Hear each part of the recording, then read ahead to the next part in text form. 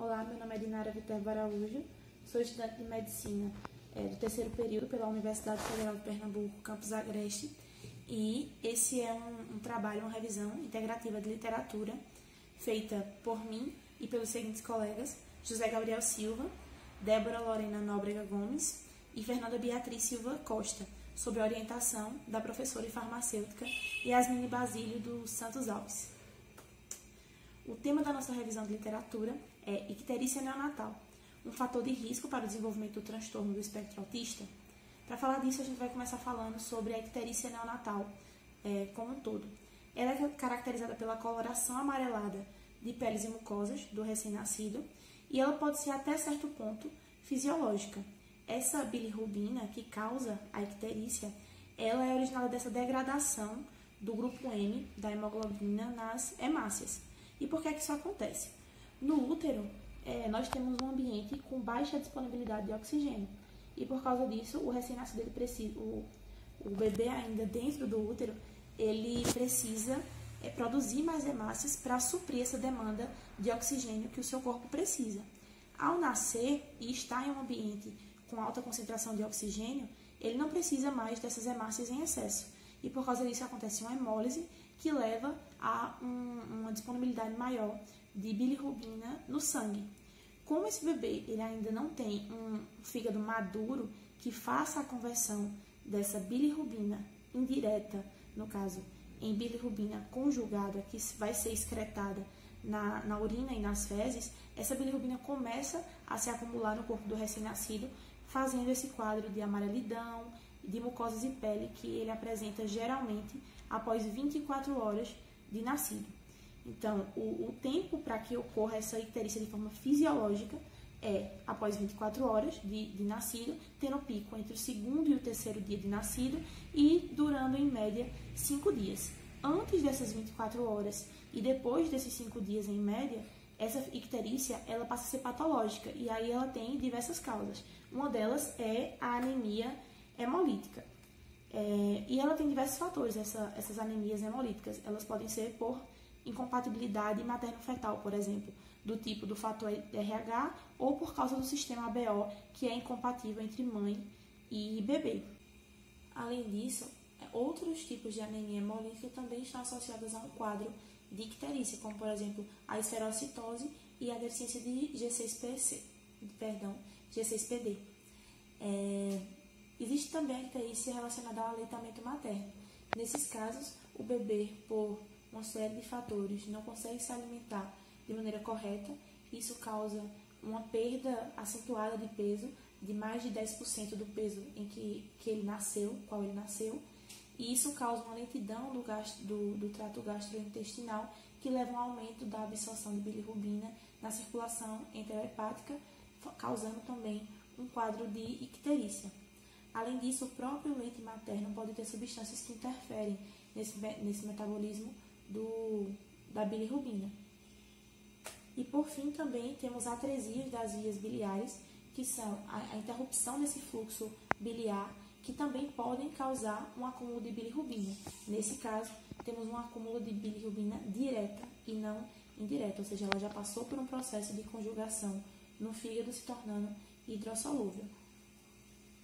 Bom, agora fazendo esse gancho, essa ligação entre a icterícia e o transtorno do espectro autista, nós temos estudos que mostram uma certa correlação entre esses dois fatores, entre a icterícia e o distúrbio do espectro autista, que no caso é um distúrbio no neurodesenvolvimento da criança que leva a dificuldades funcionais de socialização e de interação. E é justamente esse o objetivo do nosso trabalho, entender melhor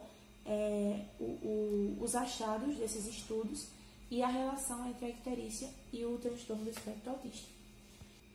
Bom, se tratando agora da metodologia, essa é uma pesquisa bibliográfica do tipo revisão integrativa da literatura, que foi feita realizada na base de dados PubMed, na plataforma Lilacs e no Science Direct. Os descritores foram extraídos do DESC e do MESH, e são eles: icterícia neonatal, em inglês Jaundice Neonatal, autism e association. e a chave de busca ela foi construída utilizando o operador booleano AND para fazer a junção desses descritores e assim formar nossa chave de busca. Quanto aos critérios de inclusão que nós utilizamos, foram artigos originais de pesquisa e revisão da literatura que tivessem sido publicados entre janeiro de 2016 e novembro de 2021. E os artigos também deveriam estar na língua portuguesa, inglesa ou espanhola. Quanto aos critérios de exclusão, foram artigos com títulos discrepantes ou da temática que nós queríamos abordar, ou que estivessem duplicados ou apresentassem conflito de interesse na sua construção. Depois de aplicada a chave de busca, nós encontramos 505 artigos, dos quais 483 foram no Science Direct, 21 na PubMed e 1 na plataforma Lilacs. Após a implementação dos critérios de inclusão, 98 deles foram selecionados e depois foram colocados os critérios de exclusão e assim restaram 9 que são os que compõem a nossa revisão integrativa. Pronto. Falando agora da discussão dos estudos, vamos começar com Tunsisek e Kilibai 2021, que fizeram um estudo transversal para avaliar o risco do transtorno de espectro autista em crianças que tinham histórico de icterícia neonatal. Esse estudo envolveu 119 crianças portadoras desse transtorno e 133 crianças saudáveis. E, por fim, concluiu-se que havia uma razão de probabilidade entre as crianças afetadas pela icterícia neonatal de apresentarem o transtorno em questão de 1,21. Corroborando com isso, Genabi, Bachiria e Casai, em 2020, fizeram um estudo de meta-análise que avaliou essa mesma relação entre icterícia e o transtorno do espectro autista e evidenciou uma razão de probabilidade de 1,35 e uma taxa de incidência de 1,39, ambos com um intervalo de confiança de 95%. Já Madik Maravik et al. 2021, eles apresentaram um estudo de caso-controle sobre o comprometimento da membrana do eritrócito que levaria a uma icterícia causada por um estresse oxidativo.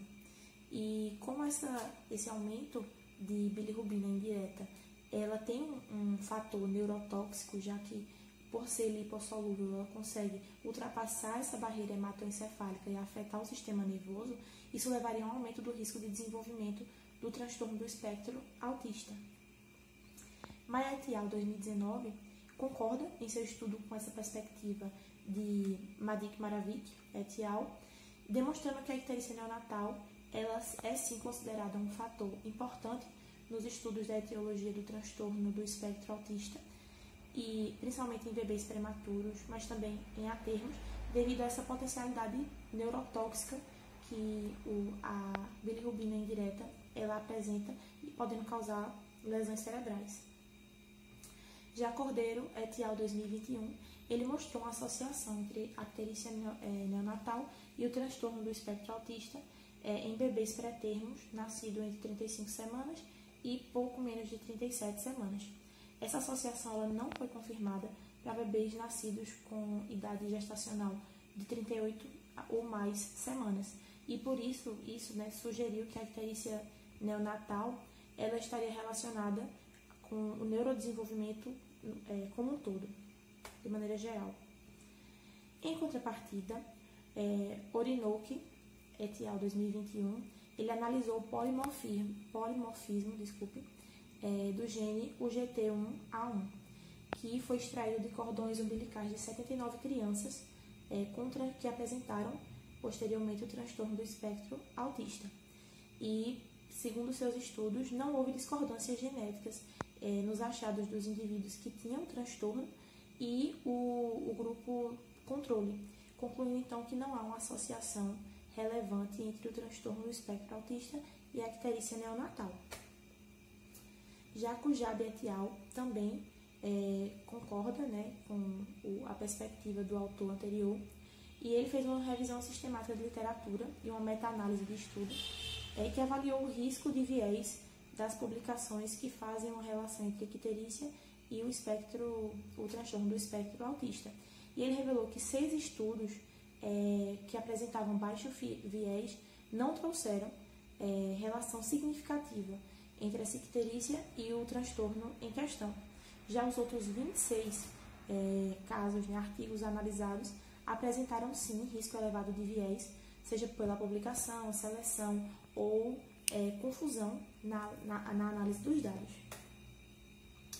Já Vu et al., 2016, ele mostrou um estudo de coorte retrospectivo com mais de 500 mil bebês que foram nascidos entre 35 ou mais semanas, e nele ele mostrou que a icterícia neonatal ela não pode ser afirmada como um fator de desenvolvimento do transtorno do espectro autista, porque tanto a hiperbilirrubinemia quanto a fototerapia, eles não são fatores de risco isolado para o transtorno do espectro autista, diferentemente do baixo peso ao nascer, que é um fator que está fortemente associado ao transtorno do espectro autista de forma isolada.